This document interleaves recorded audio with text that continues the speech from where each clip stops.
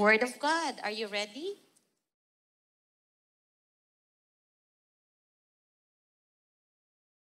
So as we are, parang hindi po yan ang preaching ko. That's Ate Tess preaching from last week. Nalito na ang media. So I had to do 2 sets of preaching for today. One for Edmonton and one for Lido. So I am wrapping up the preaching that was delivered in the previous 4 Sundays of June, which is loving God and loving others. And I am going to tell you and walk through the story of Onesimus. Who is Onesimus?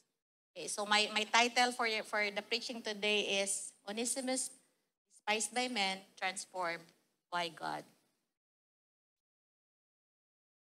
So our scripture for today is in, how do you read that?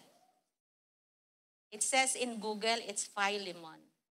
So, inaano ko siya, pina-practice ko because hindi ito yung kinakanta natin sa Pilipinas. Is there an English? Yes, we have a song in the Philippines, when we were a child saying, si Pilimon, diba? But this is not the Philemon. This is Philemon. In the Canadian pronunciation, it's Philemon. So it's in Philemon. It's one of the shortest book in the Bible, which is only one verse. I mean one book, one chapter. So this is Philemon 1, verses 1 to 19. So this is the story of Onesimus. So Onesimus met Paul. But the story later, but this is the scripture. So that is why Paul said, I am boldly asking a favor of you. I could demand it in the name of Christ because it is the right thing for you to do, for you to do. But because of our love, I prefer simply to ask you. Consider this as a request from me, Paul, an old man and now also a prisoner for the sake of Christ Jesus. I appeal to you to show kindness to my child, Onesimus. I became his father in the faith while here in prison. Onesimus hasn't been of much use to you in the past, but now he is very useful to both of us. I am sending him back to you, and with him comes my own heart. Verse 13, I wanted to keep him here with me while I am in the chains for preaching of good news, and he would have helped me on your behalf. But I didn't want to do anything without your consent. I wanted you to help me because you were willing, not because you were forced. It seems you lost Onesimus for a little while so that you could have him back forever. He is no longer like a slave to you. He is more than a slave, for he is a beloved brother, especially to me. Now he will mean much more to you, but as a man and as a brother in the Lord. So if you could consider me, if you consider me as your partner, welcome him as you would welcome me. If he has wronged you in any way or owes you anything, charge it to me. I, Paul, write this with my own hand. I will repay it, and I won't mention that you owe me your very soul. So who is Onesimus? So Onesimus is a key figure in the New Testament, featured in the letter to Philemon. So who is si Philemon? He is a leader in the church in Colossae. So the story of Onesimus is, we can all relate to his story. So his story is one of rebellion, transformation, and restoration. His journey reflects emotional and spiritual struggles that are deeply relevant today. So the book of Philemon, when Paul was in house arrest. So the background of this story is Paul was in a house arrest in Rome. And then Philemon lives in Colossae. And then Onesimus is the servant. Slave. Hindi ko sinasabi. hindi lang siya mas mababa pa siya. So slave. So if you think about how when you watch movies, English movies, it's very true that before, those people who can afford slave, they are in the top, meaning they are rich, right? So in the upper class. So Philemon is a leader in the church of Colossae, a friend of Paul, and he has a slave named Onesimus. Okay? So what did Onesimus do? So Onesimus, as I've said, is a slave. His name means useful or profitable. So what happened was, it was believed that Onesimus took some money from Philemon. So he was a thief. So he lives in the household of Philemon. He was a thief, so he ran away from the house of Philemon. So he stole money from his master, and he faced Roman punishment, social rejection, and spiritual lostness.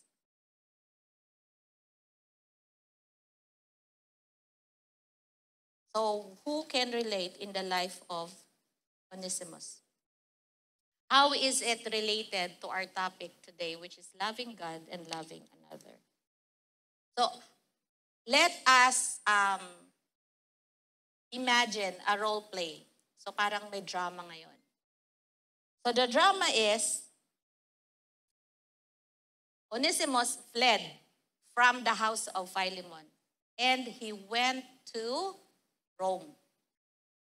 In Rome, while Paul was imprisoned or was in a house arrest, he met Onesimus. And he shared the gospel to Onesimus. And Onesimus at that time, upon hearing the gospel of Paul, he repented and he turned away from his old life and then accepted Jesus Christ as his Lord and Savior. But I want you to focus on the challenges that Onesimus faced when he was outcasted, or he was outcast from the society.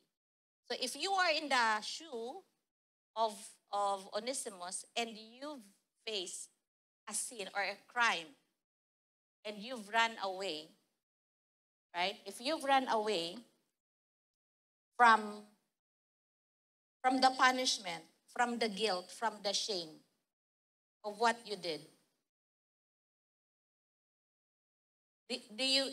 can you now imagine the life being a criminal, running away from the penalty, or from the I would say from the prison, or running away so that your master will not file a charge or file a complaint against you.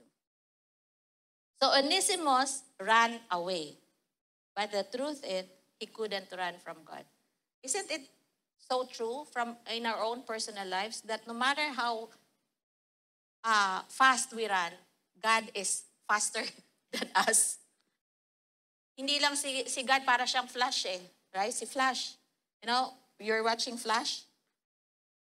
The thing is, Onesimus couldn't run away from God because the truth about the story of Onesimus is, no matter how far we run from guilt, from shame, from fear, God's grace always runs faster. He supersedes.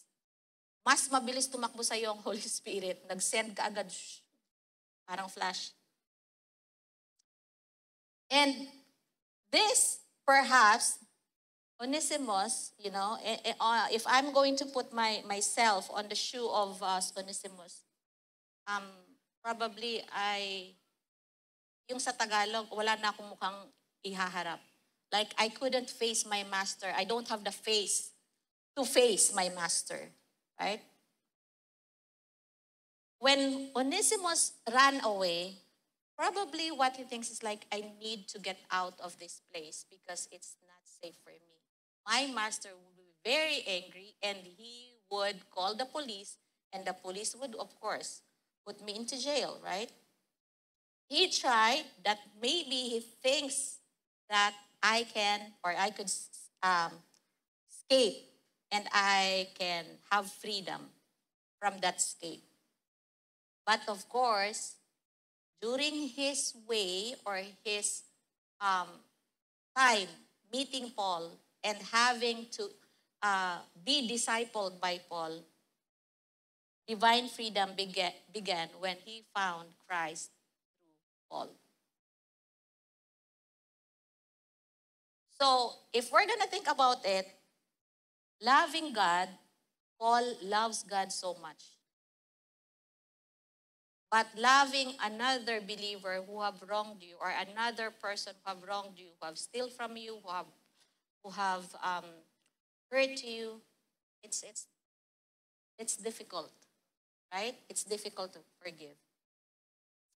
Okay, so the challenges that Onesimus faced is, of course, if we're thinking about that, emotional baggage, ang dami niyang dala-dala. And that baggage could have weighed him down so much to the point of course, he've experienced mental health issues. There's guilt and shame, the fear of punishment, and of course, he experienced low self-worth and hopelessness. He would feel or he would think that my life is done, right? In the Bible, it doesn't say how much he stole uh, from his master Philemon. However, if your master is rich as Philemon, you could think that that could be a huge amount of money or possession, right? So Onesimus faced identity crisis. He felt useless and there's no meaning and purpose. He also faced fear of rejection. He also experienced anxiety over facing Philemon again.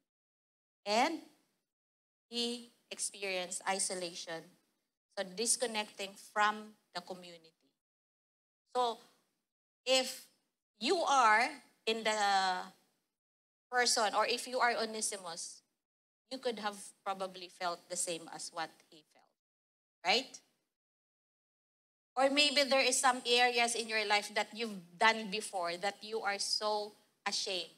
You have this guilt that it keeps on taunting you, hunting you back, and you always go back to your old life. And you could think that, no, I nothing will happen. I'm a useless person, or I'm a useless individual. I've made so much mistakes already, and I'm not too sure if still God loves me, right? So then, so what happened when he met Paul? So Paul, of course, is an apostle. He met Onesimus, um, and Onesimus became Christian through Paul. Paul described Onesimus as once useless, but now he is useful. In the first place, Onesimus' name means useful. And Onesimus is now a changed man with new identity in Christ. Your parents, when they gave you the name, they've taught it carefully. You know, my dad, so I had to search what's the meaning of my name. Because my dad is a seafarer. He's captain of the ship. Um, and you know the captain, uh, they are the leader in the ship, right? So what they do, and I think it involves physics there, is they have to know the direction because they've been sailing. And for some time, sometimes they would sail for a month. It really depends on. And my father have sailed all over the world. So Mediterranean, Asia, they would always land in Vancouver. So then, my dad, it was like, growing up, I faced this question that, where did you get your name? My full name po is Duby Jane. Maybe you will just, oh Jane, what does Duby means? O talagang nag-research ako. My dad told me that Duby is a name of a star. So I was like, really? There is a star? So when I search about my name, so this is what my name means. So Duby is actually a name in the Big Dipper, the star in the Big Dipper. So Duby, together with one star, I forgot the name of that star, but in my mind, I thought Duby was a star, but then my dad said it is the star that used to guide the seaman, all the seafarers. So I researched it, and then I came to a knowledge that Duby is actually a star that helps or guides the seaman to point the big star, which is the Polaris, that is actually the star that guides the seaman. So whenever your parents have named you, there's always a meaning. It's either the combination of the father and, but in the biblical way, or before, when God would name a person, or when a father would name someone, it's because there is a divine purpose towards giving that name. Right? So your name is not accidentally just been given by your father. They just thought about it. So when I was like, okay, so my name, so yung pala, ako pala ay Twinkle, Twinkle, Little Star. But it's actually a big star. It's one of the coolest star in the galaxy. So, and it is, sabi ko, kaya pala, when I am kind of thinking, oh, that's why I'm into counseling. Because my life, or my mission is to guide people, right? To guide people so that they will get to their destination. And I didn't choose, I didn't choose now that I am here in front of you, I didn't choose this life kind of thing, right? But then, so what does Jane means? So it says from the old French name Jehan, which is thought to be derived from the Hebrew word, which means Yoshanan, which means Yahweh is merciful. So ang name pala na Jane ay gracious. God is gracious.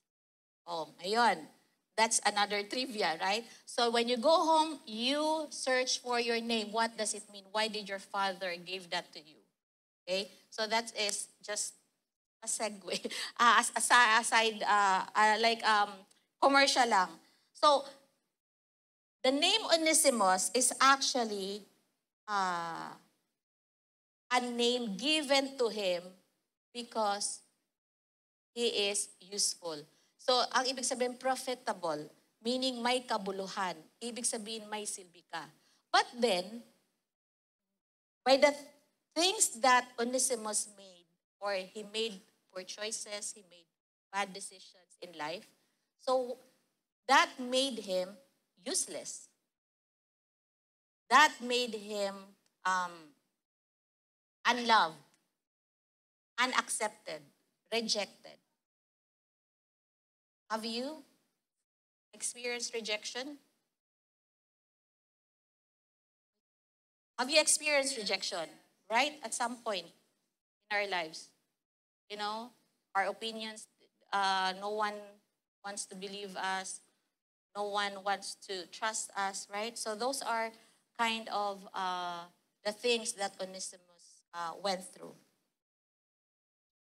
So, in the biblical and theological perspective, what does this story means to all of us? Or what does this story tells all of us? And what is the lesson from this story? So Onesimus, we are all like Onesimus. We are all sinners. We are supposed to pay the penalty of our sins. Death is what is supposed to be uh, given to us, or parang the penalty of our sins. Paul, because he loved the Lord so much, that's why he saw something in Onesimus, that this is one soul who have turned away from the Lord, and it is the reason why Paul identified himself just like Onesimus. Because Paul also was a sinner, right? Before he came to know the Lord Jesus, he experienced being not accepted or unaccepted by the society, because remember, he was a Roman soldier who persecuted Christians during that time. And he saw himself in the life of Onesimus that if God have been merciful to me, who am I not to give this person a chance? And who am I not to love this person? So Paul, when he was sharing the gospel to Onesimus, in his mind, I was just like you. I was also a sinner like you. But because of Paul's love to God, he was able to love Onesimus. And he wrote a letter to Philemon advocating for Onesimus, saying, I am pleading for you to accept this brother, to forgive him and accept him once again, not as a slave, but a brother in Christ. Right? Just like what Jesus did to us. So if someone have wronged you, who are you not to forgive? Kahit gaano pa kalaki ang kasalanan. No matter how that trespass or the offense meant or you've experienced, who are you not to forgive? Who are we not to forgive? So, Jesus paid the price, right? Just like what he did to us. He paid the price for you. So, if we're gonna think, saan ba ang, if we're gonna use the gauge or the weighing scale of who is the heaviest sin between the thief and the murderer, in the weighing scale of the Lord, it's just the same. It's all both sins, right? So Jesus paid the price for all our sins. And he said by, just like what Paul said, charge it to me. Whatever, in the letter it says, whatever he owes you, $100, $200, $500, or even $1,000, charge it to me. Jesus did that for you and me. He said, charge it to me. Oh, Lord, God the Father, I am fulfilling the command or the role or the mission that you have given me. That all of the sins of these people here, how many of us here, probably, 50, 60, who are in this room, Jesus took charge and he said, your lying, your offense, everything that you have done to your brothers, to your parents, someone have wronged you, just charge it to me and I will repay. Jesus paid it by his blood, right? So, what happened now to Onesimus? So, he has been set free. Onesimus was freed from emotional, spiritual, and social bondage. How many of us that we gauge a person by what he looks like, by what he does, by what he did, by what he was doing, or by what he is doing at the present? So, through Christ, right? So, through Christ and Paul's love and dedication to the people, because Paul experienced the redemptive love of Christ. So that's why he is able now to show it to Onesimus as well. But if we're going to ask ourselves, am I doing that now? Giving the same love that I have, the love that I have received from Christ. I am giving it to my brother. Do I exercise being patient and being loving and being compassionate and being, to, kind of like, it's not being tolerable, but giving that extra grace, EGR, extra grace required.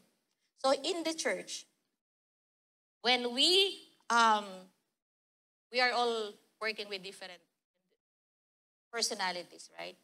And sometimes the opinion of this would not be the same as your opinion, and there would be clashing. And the thing is, because of that clash, it it creates a wall. It creates a wall, and we um, point out the mistakes of other people. This is what you do. This is how you behave. This is you, and this is you, right? But today, let us all examine ourselves. Let us all examine ourselves that if God is standing in front of us, what would Jesus say to you?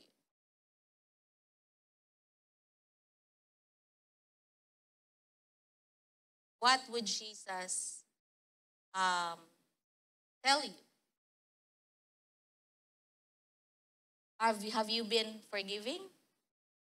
Or have you been uh, keeping those grudges that this person or one person um, did to you?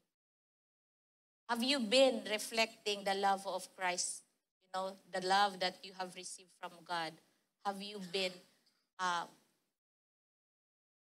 applying it to your own personal faith, right?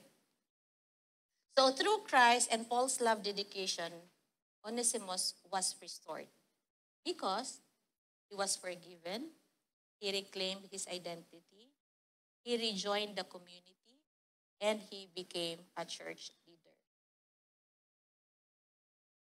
The reason why Onesimus was transformed, he used to be despised by men, but he was transformed by the grace of God. It's because there is one person in the person of Paul whom gave Onesimus a chance.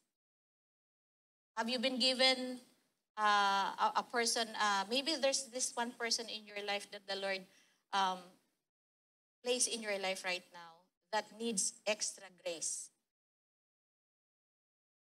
Think about that person. Maybe it's in the workplace. When the Lord puts a person in your life, a difficult person, the first thing that He is doing is changing your heart. So instead of you grumbling and instead of you murmuring and instead of you complaining and you're being hot-headed when you go home and then you project it to your children, to your wife, na wala naman silang kinalaman. Di ba? Why don't you ask yourself, it's like, Lord, why did I meet this person? Why did you put this person in my life? What do I need to do in order for me to understand that person? And maybe that person is always one soul that you can bring to Christ. Right? So, you see, brothers and sisters, loving God and loving others is not just a piece of cake. It requires obedience in God's word. And when I say you die to yourself, you die to your pride, you die to your fear, you die. And dying to self is a daily requirement. You really have to die. Because without dying, then Jesus will not live in your life. You have to die from within so that a new life will be born in you. And that's when you are able to say that I am really a follower of Jesus, that I have done this because Christ did it for me in the first place. So that's why we cannot boast anything. And you cannot say that You cannot say that I cannot forgive that person because what he did to me is really offensive. Have you thought or have you asked yourself, what about what you did? You think that Jesus was not offended by what you did? Diba? If I'm gonna look at myself, uh, from I mentioned this in my preaching last week in Leduc that, you know, I was offended. Many people have offended me. I was also, um, I offended many people also. But at the end of the day, I would always reflect to, uh, the Holy Spirit is the one shedding light to us, right? And then at the end of the day, I would have this, and it always about having to be, having that humbleness before the Lord, saying, Lord, what did I do today? Did I bring glory to your name?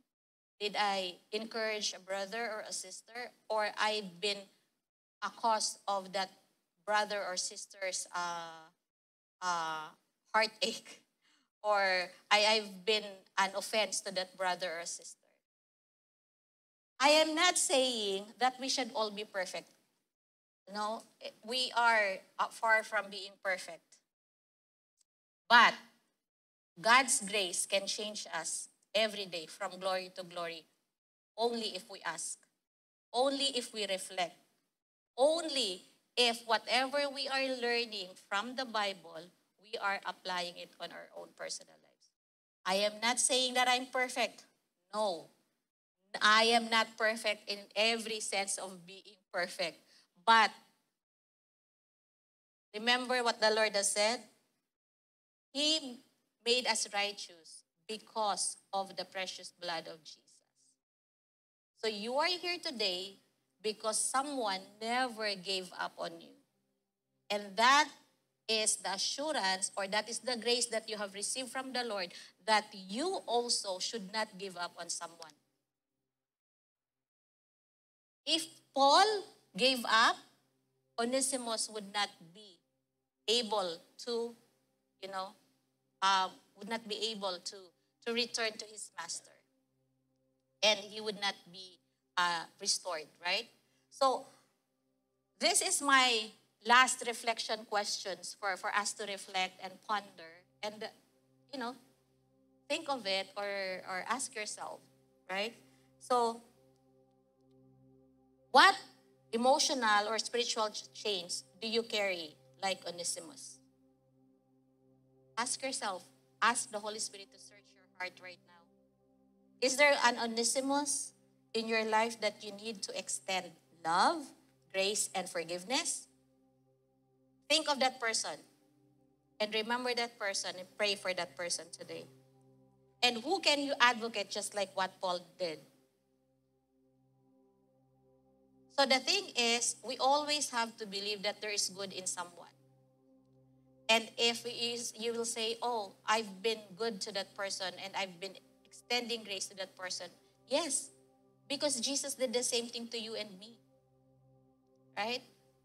And we are not going to be here. We're not here today without that love of God for all of us. So as we end our service for today, I hope that the Holy Spirit have spoken to you one way or another, that you have reflected your life. If you've been like Onesimus, running away from shame, from guilt, from from um, from something, and you're trying to run away, God's grace is sufficient and His power is made perfect in your weaknesses. Onesimus find his purpose in God. When he encountered Paul, he met the love of Christ. So I really pray that when someone, or when you encountered someone, they will find the love of Christ in you. And Paul is like a very good example of Christ-like love. So let's all desire to have that Christ-like love, even for those people who have wronged us, for those people who have offended us, for those people who have caused so much pain in our hearts and so much heartache, that let that heartache, bring that heartaches to the Lord at the feet of Jesus right now. And let us release forgiveness to those people who have hurt us.